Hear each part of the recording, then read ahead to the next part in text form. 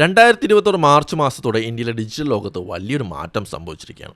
പ്രമുഖയായ ഒരു food blogger തൻ്റെ പോസ്റ്റുകളെല്ലാം delete ചെയ്ത് സോഷ്യൽ മീഡിയയിൽ നിന്ന് വിട്ടു നിൽക്കുകയാണ്. പല വലിയ എക്സ് അക്കൗണ്ടുകളും തങ്ങളുടെ പഴയ പോസ്റ്റുകൾ തിരക്കിട്ട് മായ്ച്ചു കളയുന്നു. എന്തുകൊണ്ടാണ് ഇത് സംഭവിക്കുന്നത്?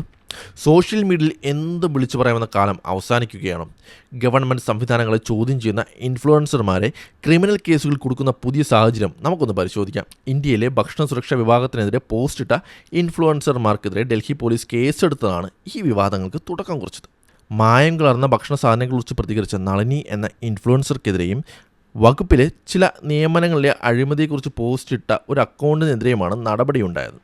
ഇതൊരു സാധാരണ മാനനഷ്ട കേസ് മാത്രമല്ല, രാജ്യത്തിൻ്റെ ഭക്ഷണ സുരക്ഷാ സംവിധാനത്തെ തകർക്കാൻ ശ്രമിക്കുന്ന ദേശീയ തലത്തിലുള്ള ഗൂഢാലോചന എന്നാണ് സർക്കാർ ഇതിനെ വിശേഷിപ്പിച്ചത്.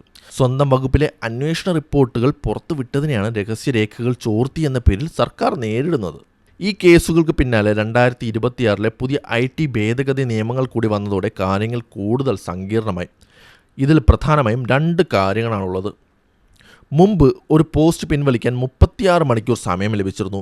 എന്നാൽ ഇനി മുതൽ പോലീസ് അല്ലെങ്കിൽ സർക്കാർ നിർദ്ദേശം ലഭിച്ചാൽ വെറും 3 മണിക്കൂറിനുള്ളിൽ ആ പോസ്റ്റ് നീക്കം ചെയ്യണം. ഒരു കോടതിക്ക് ആ പോസ്റ്റ് ശരിയാണോ തെറ്റാണോ എന്ന് പരിശോധിക്കാൻ പോലും സമയം കിട്ടുന്നതിന് മുമ്പ് അത് ഡിലീറ്റ് ചെയ്യപ്പെടും. ഇതുവരെ വലിയ പ്ലാറ്റ്ഫോമുകൾക്കായിരുന്നു നിയന്ത്രണമെങ്കിൽ ഇനി മുതൽ വാർത്തകളും സാമൂഹിക വിഷയങ്ങളും പങ്കുവയ്ക്കുന്ന ഏതൊരു സാധാരണക്കാരനും ഈ നിയമത്തിൻ്റെ പരിധിയിൽ വരും. ഇതിനെതിരെ ദേശീയ മനുഷ്യാവകാശ കമ്മീഷൻ രംഗത്തെത്തിയിട്ടുണ്ട്. സർക്കാർ തന്നെ നടത്തിയ അന്വേഷണത്തിലെ കണ്ടെത്തലുകൾ പുറത്തുവിട്ടവരെ എന്തിനാണ് ക്രിമിനലുകളായി കാണുന്നതെന്ന് കമ്മീഷൻ ചോദിക്കുന്നു. പക്ഷേ ഇതിനോടകം തന്നെ പല ഇൻഫ്ലുവൻസർമാരും ഭയം മൂലം നിശബ്ദരായി കഴിഞ്ഞു.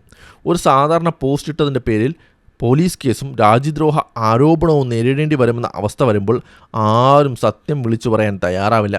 ഇതിനെയാണ് നിയമവിദഗ്ധർ ചില്ലിംഗ് ഇഫക്റ്റ് എന്ന് വിളിക്കുന്നത്. വ്യാജ വാർത്തകളും ഡീപ്പ് ഫേക്കുകളും തടയാനെന്ന പേരിലാണ് ഈ നിയമങ്ങൾ കൊണ്ടുവരുന്നത്. എന്നാൽ പ്രായോഗിക തലത്തിൽ സർക്കാരിനെ വിമർശിക്കുന്നവരെ നിശബ്ദരാക്കാൻ ഇത് ഉപയോഗിക്കപ്പെടുമോ എന്ന ആശങ്ക ഇപ്പോഴും ശക്തമാണ്. അതാണ് ഇപ്പോഴും നമ്മുടെ രാജ്യത്ത് നടന്നുകൊണ്ടിരിക്കുന്നത്.